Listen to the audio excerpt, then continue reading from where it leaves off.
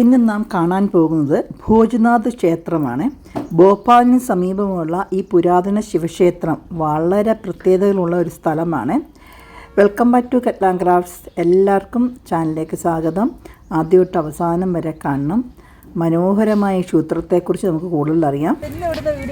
ഭോപ്പാലിൽ നിന്ന് ഒരു 32 കിലോമീറ്റർ ദൂരെയാണ് ഈ ക്ഷേത്രം സ്ഥിതി ചെയ്യുന്നത്. സാധാരണയായിട്ട് 42 മിനിറ്റ് അല്ലെങ്കിൽ 1 മണിക്കൂർ ട്രാഫിക്കിൻ്റെ അനുസരിച്ച് നമുക്കവിടെ എത്താൻ സമയമെടുക്കും. ഈ ശിവക്ഷേത്രം സ്ഥിതി ചെയ്യുന്നത് ഭോജ്പൂർ എന്ന സ്ഥലത്താണ്. ഞങ്ങൾ അമ്പലത്തിന് താഴെ നമ്മൾ ഇറങ്ങിയതിന് ശേഷം അവിടുന്ന് കുറേ കടകളുണ്ട്. എല്ലാ ക്ഷേത്രത്തിനും മുമ്പിൽ കടകളുണ്ടല്ലോ. അവിടുന്ന് കുറച്ച്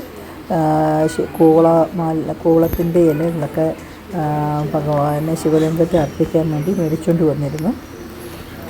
കുറേ അമ്പലത്തിൻ്റെ ഉള്ളിലോട്ട് നടക്കാൻ വേണ്ടി കുറച്ച് നടക്കാനുണ്ട്. പടികളായിട്ടും നടക്കാം, അല്ലെങ്കിൽ നിരപ്പായ പാതയും ഉണ്ട്. മമ്മി ഉള്ളത് കൊണ്ട് ഞങ്ങൾ നിരപ്പായ പാതയാണ് ഞങ്ങൾ തിരഞ്ഞെടുത്തത്.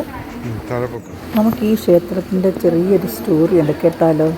വളരെ വർഷങ്ങൾക്ക് മുമ്പ് ഈ ക്ഷേത്രം നിൽക്കുന്ന സ്ഥലത്ത് ഒരു വലിയ കാട് മാത്രമേ ഉണ്ടായിരുന്നുള്ളൂ. മനുഷ്യർ പോലും വളരെ കുറച്ച് മാത്രമേ അവിടെ പോകാറുണ്ടായിരുന്നുള്ളൂ.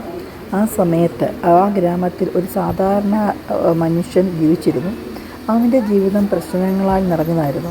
സാമ്പത്തിക ബുദ്ധിമുട്ടുകളും കുടുംബ പ്രശ്നങ്ങളും എല്ലാം അവിടെ ഒരുമിച്ച് വന്നപ്പോൾ അവൻ ശരിക്കും മാനസികമായിട്ട് തളർന്നുപോയി. ഒരു ദിവസം അവൻ കാട്ടിലൂടെ ഒറ്റയ്ക്ക് ഇങ്ങനെ നടക്കുമ്പോൾ അവനൊരു വിചിത്രമായ അനുഭവം ഉണ്ടായി. അവന് തോന്നി അവനെ ആരോ വിളിക്കുന്ന പോലെ. ഒരു ശബ്ദം കേട്ട് അവൻ പേടിച്ചെങ്കിലും അതിനെ പിന്തുടർന്നു. അങ്ങനെ അവൻ കാടിൻ്റെ നടുവിലേക്ക് അവിടെ എത്തിയപ്പോൾ അവൻ കണ്ടത് ഒരു ചെറിയ കല്ല് രൂപം. പക്ഷേ അതൊരു സാധാരണ അല്ലായിരുന്നു. അവൻ അതിൻ്റെ മുന്നിരുന്ന് ഹൃദയം നിറഞ്ഞ് പ്രാർത്ഥിച്ചു, എനിക്കൊരു വഴി കാണിച്ചു തരണമെന്ന്. അതിനുശേഷം അവൻ്റെ ജീവിതത്തിൽ മാറ്റങ്ങൾ വന്നു തുടങ്ങി. പ്രശ്നങ്ങൾ ഒന്നൊന്നായി മാറി. അവൻ്റെ ജീവിതം പൂർണ്ണമായും മാറി. ഇത് കണ്ട് ഗ്രാമത്തിലെ ആളുകൾക്കെല്ലാം അതിശയമായി. അങ്ങനെ അവരും വിശ്വസിക്കാൻ തുടങ്ങി. അവിടെ ഒരു ദിവ്യശക്തി ഉണ്ടെന്ന് അവിടെ കൂടിയ ആളുകളെല്ലാം വിശ്വസിച്ചു. അങ്ങനെ അവിടെ പ്രാർത്ഥന തുടങ്ങി. കാലം കഴിഞ്ഞതോടുകൂടി അവിടെ ജനങ്ങളെല്ലാം കൂടി ചേർന്നിട്ടാണ് ഈ ക്ഷേത്രം പണിതത്. അങ്ങനെ പണിത ക്ഷേത്രമാണ്. ഒത്തിരിയും വർഷങ്ങൾ പഴക്കമുള്ള ക്ഷേത്രമാണ്. ഇന്നും പലരും ഇവിടെ എത്തി പ്രാർത്ഥിക്കുന്നുണ്ട്, അവരുടെ ആഗ്രഹങ്ങളൊക്കെ നിറവേറ്റുന്നുണ്ട്. പിന്നെ നമുക്കവിടെ ചെന്നിരിക്കുമ്പോൾ പ്രത്യേക ഒരു ശാന്തിയും ശക്തിയും അനുഭവപ്പെടും. ഭോജ്നാഥൻ്റെ ഒരു സാന്നിധ്യമുള്ള പോലെ നമുക്ക് തോന്നും. കുറച്ച് നേരം നമുക്ക് മെഡിറ്റേഷനൊക്കെ ചെയ്യാൻ പറ്റിയ ഒരു സ്ഥലമാണ് ഇത്. 1000 വർഷം പഴക്കമുള്ള ക്ഷേത്രമാണ്. വ്യത്യസ്തമായ ശില്പകലയും മനോഹരമായ വാസ്തുവിദ്യയും നിറഞ്ഞതാണ് ഈ അമ്പലം. ഉത്തരേന്ത്യയിലെ ഏറ്റവും വലിയ ശിവലിംഗമായിട്ടാണ് കണക്കാക്കപ്പെടുന്നത്. നമ്മൾ മുകളിൽ വന്നപ്പോഴാണ് അതിൻ്റെ ശിവലിംഗത്തിൻ്റെ ഏറ്റവും ടോപ്പാണ് കാണുന്നത്. നമ്മൾ താഴെ അതിൻ്റെ ചെറിയൊരു ഭാഗം മാത്രമേ നമുക്ക് കാണാൻ പറ്റൂ. എവിടെയാണെങ്കിലും നോർത്ത് ഇന്ത്യയിലെല്ലാം നമ്മൾ തന്നെയാണ് പൂജ ചെയ്യുന്നത്. നമ്മൾ അമ്പലത്തിൻ്റെ മുകളിൽ കയറിയപ്പോൾ കാണുന്ന വ്യൂ ആണ്. നോക്കി എത്ര ഭംഗിയാണെന്നറിയാമോ കാണാൻ. ശരിക്കും നമ്മൾ മഹൽ പോലും തോന്നിക്കുന്നുണ്ട്. പിന്നെ നമുക്ക് സന്ധ്യാസമയം കൂടി ആയതുകൊണ്ട് ആ സൂര്യൻ അസ്തമിക്കാൻ പോകുന്നതിൻ്റെ ആ ഒരു ഭംഗിയും കൂടി ഉണ്ടായിരുന്നു. ഇവിടെ കുരങ്ങന്മാരുടെ ശല്യം ഭയങ്കരമായിട്ടുണ്ട് കേട്ടോ. നമ്മൾ ആദ്യം തന്നെ എല്ലാവരോടും ഞാൻ താഴെ നമ്മൾ സാധനങ്ങൾ പൂജാദ്രവ്യങ്ങളൊന്നും മേടിച്ചുകൊണ്ട് വരരുത്.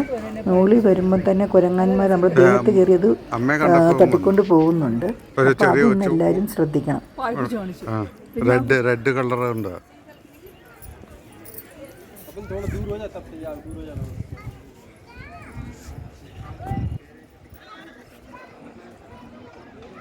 ഇവിടെ വന്ന് ഇത്ര ദിവസമായിട്ട് ഒരു മലയാളി ഇത്ര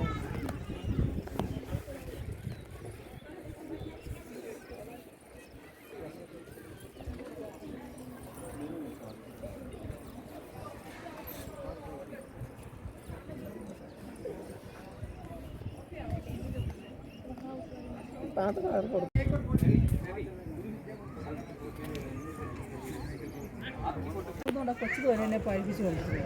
അതെ രസം. അമ്മയെ കണ്ടപ്പോൾ വന്നു ഒരു ചെറിയ കൊച്ചു റെഡ് കളറുണ്ട്.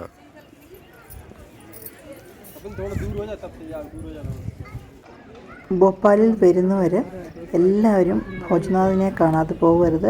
ഇവിടുത്തെ അന്തരീക്ഷം ഒരു പ്രത്യേക ഒരു ശാന്തമായ ഒരു അനുഭവമാണ്. അതേപോലെ മനസ്സിന് നമുക്ക് സന്തോഷവും സമാധാനവും ലഭിക്കും. വീഡിയോ കണ്ട് ഇഷ്ടപ്പെടുകയാണെങ്കിൽ ലൈക്ക് ചെയ്യണം, ഷെയർ ചെയ്യണം, സബ്സ്ക്രൈബ് ചെയ്യണം. Thank you for watching. Bye bye.